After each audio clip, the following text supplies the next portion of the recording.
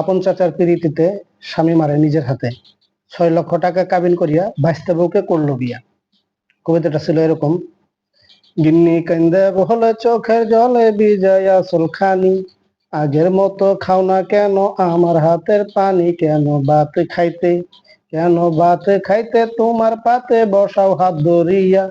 তুমি তো খাও না আগে আমায় না খাওয়াই, আবার নিদ্রা গেলে স্নেহের ছেলে বসাও পাহারাই, বাপের বাড়ি যাইতে কইলে থাকো চলচতাই, কেন দিবানিশি একলা বসি ভাব মলিন মুখে,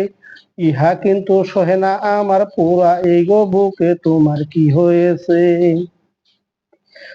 কি হয়েছে আগে ভাগে বলো তাড়াতাড়ি, নইলে কিন্তু পুরা বুকে বসাই দিব ছুরি, শুনে গিন্নির কথা প্রাণে ব্যথা দ্বিগুণ গেল বেড়ে, এমন কথা কেমনে বলি শরম শরম লাগে,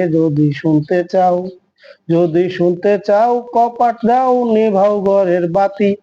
অতি কাছে আইসা বসো কান দুটি গো পাথি,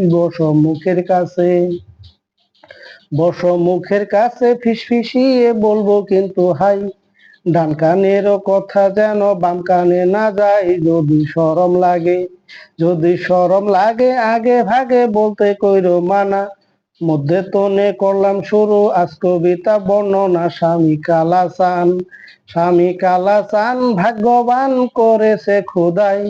ছোট কালে বাপ মইরা গেছে না মাই, নাইকো জুড়ে ভাই বোন নাই কেহ সংসারে, রক্তে রক্ত মামা একজন রয় দুনিয়ার পরে।